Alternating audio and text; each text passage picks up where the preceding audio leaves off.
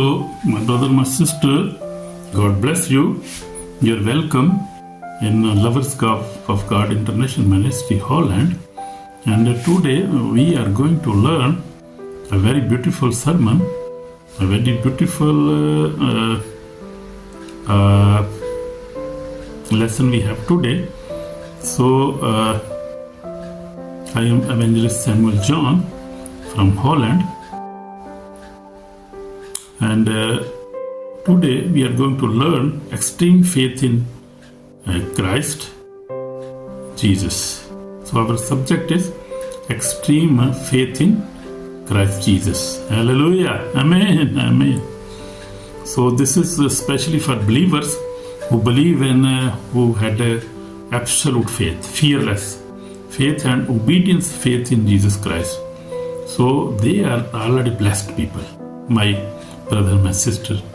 So we will see today about the extreme faith in Christ. It's not ordinary belief, it is absolute, fearless and obedience faith in Jesus Christ. Faith that stands firm in storm, in trials, persecutions, uncertainty. So this kind of faith today we are going to learn from few examples from Jesus Christ. We will also see one example from the Old Testament. We will also see. So this kind of faith completely trust God's worth without compromise. So that kind of faith we will see now. So Jesus Christ is same yesterday, today and forever. In Jesus' name, Amen. So what is extreme faith? Extreme faith means trusting God when nothing is visible. Amen. So this is one point. And second point is obeying God even when it is costly. So that is also special. And also the third point is believing God beyond human logic. That is also special. So we will see also fourth point is standing firm even the whole world stand against you. That is extreme faith. So that is really extreme faith when you are standing against all the world and you are standing with Jesus Christ, and that is absolute extreme faith. Do you have such faith? I have such faith.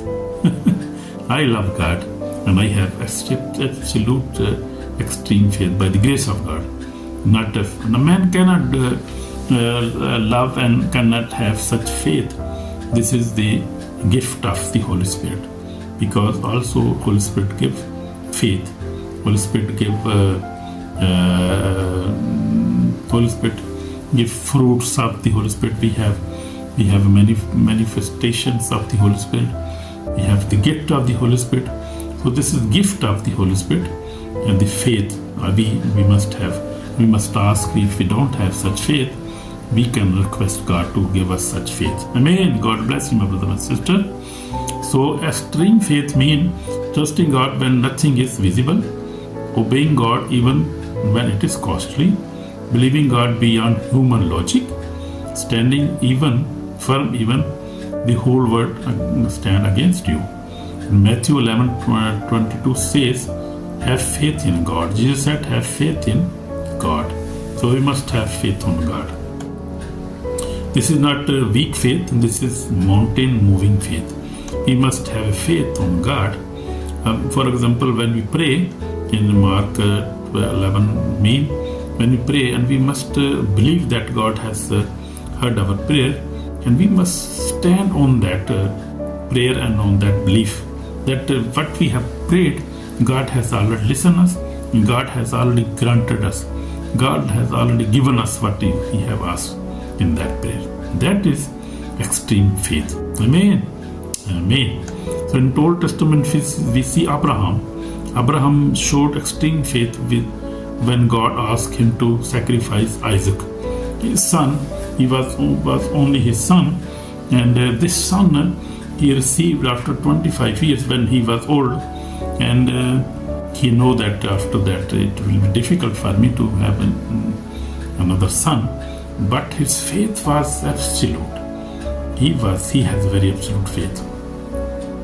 In Genesis 22 says, God will provide for himself the lamb, and we see in this is in Genesis 22 this story of Abraham in Genesis 22 we can see there.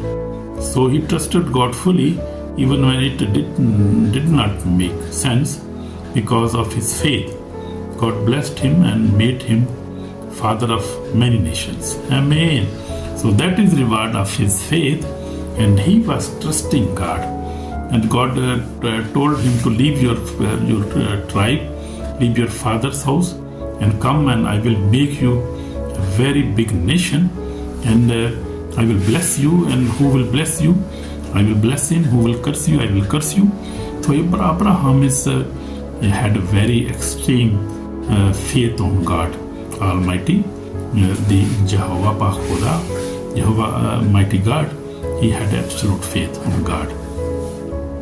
So Abraham is really a good example as having extreme faith in God. We also see Joseph had also extreme faith, because he was slave, he was in prison, but he has a very extreme faith on God. Even we see Noah, who built an ark, who built a very big ship. Even there was no rain, but he had a stream. So there are many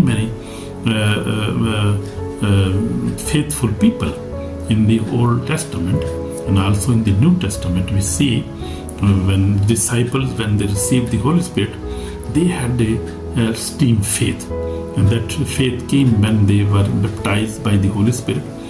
So in this generation, we can also have a extreme faith on Jesus Christ, on God, on Holy Spirit, and on his miracles, on tongues, on the Holy Spirit, on God. And we must have also such extreme faith. So we need that faith. I am also always praying to God, give me such extreme faith in Jesus Christ. Amen. God bless you, my brother, my sister. So we'll see from example of the Jesus Christ. Jesus slept peacefully during the storm. He showed total trust in Father and then commanded the storm to stop. In Mark 4:39 says, Jesus was sleeping peacefully. There was storm, and the disciples were very much worried, and they were crying, "Oh, we are going to die." But Jesus was sleeping peacefully, and then he stood up and commanded the storm, and it was stopped, because he had a extreme faith, absolute faith on his Father. So we see he was doing many miracles. He was raising dead. He was walking even on the water. He was casting out demons, but doing many miracles. So he had a extreme faith, and we can also have such faith. Amen. God bless you, my brother, my sister. So we can also have such faith. So Jesus walked toward the cross without fear, fully trusting God's plan for salvation. In Luke 22:42 says, extreme faith is calm in danger and bold in obedience. So we must also have such a faith. In my life, I have also working with God for 46 years now, and I face many trials, attacks and struggles. But for the few years, I have overcome all kind of sin and live holy life by the grace of God. This is my testimony. I read Bible. I try to live a holy and I try to have an extreme faith, and I have a extreme faith without doubt, fear and compromise. I try to live such a life now, because I have seen that this is very important for us. So extreme faith versus fear. Faith brings victory. Fear brings bondage. We are compromising now the faith, extreme faith and fear. So we will see if we really have extreme faith or not. Faith brings victory. Fear brings bondage. Faith trust God. Fear trust circumstances. So that compromise we have seen now. We have compromised these things now. In 2 Timothy 1:7 says, God has not given us spirit of fear, but power and love and sound mind. So that spirit we had, Holy Spirit. The Holy Spirit is a spirit of power and love and sound mind. So that spirit, I also got that spirit in 1979. On 5 June 1979, I was praying in a meeting, and then the pastor called for repentance. That was repentance call. Repent, and then we asked for the Holy Spirit, and we got Holy Spirit. There were many 40 other people were there in that meeting, more than 40. And God blessed me. God anointed me with the Holy Spirit, and my life was changed. I started reading Bible. I started loving, and I started loving God. So that my life was changed, and God gave me new. I became a new creation. Amen. That is a good experience in my life. So you can also, my brother and sister, that can also ask for Holy Spirit, because without Holy Spirit, we cannot walk faith in extreme faith. We cannot have faithful life. So we always compromise. We always fear about, and we cannot live that about that. Behind faith, Holy Spirit works. And fear, darkness operates. We see that now. So this is the call for repentance now. If you live without faith, without obedience, without repentance, your soul in dangers in the day of judgment. My brother and sister, we have to see that if we live without faith, without obedience, without repentance, then we have to repent today. We have to live in faith, and we have to live an obedience life. God bless you, my brother and sister. In Revelation 20:12 says, and the dead were judged according to their works. So I have been always teaching that we cannot take anything from this word. Just our good deeds or our bad deeds will go along with us, because according to, as we see in Revelation 20:12 telling us that and the dead were judged according to their works. So our works will go with us, because our body, this body will die one day, up to maybe 100 years, 80 years, maybe we don't know. But our soul and our spirit will live forever, and then we will be judged.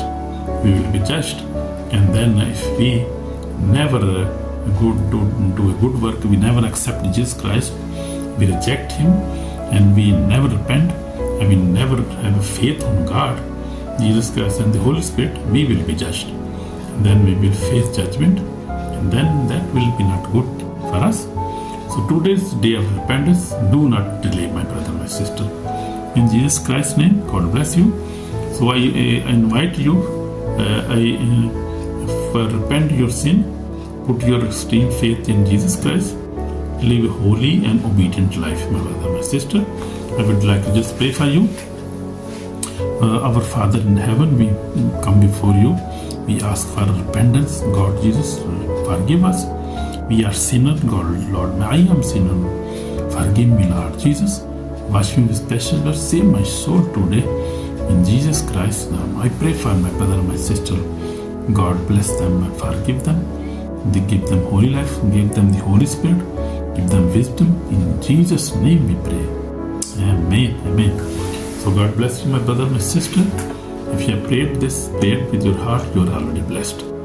God bless you, and try to live a good life.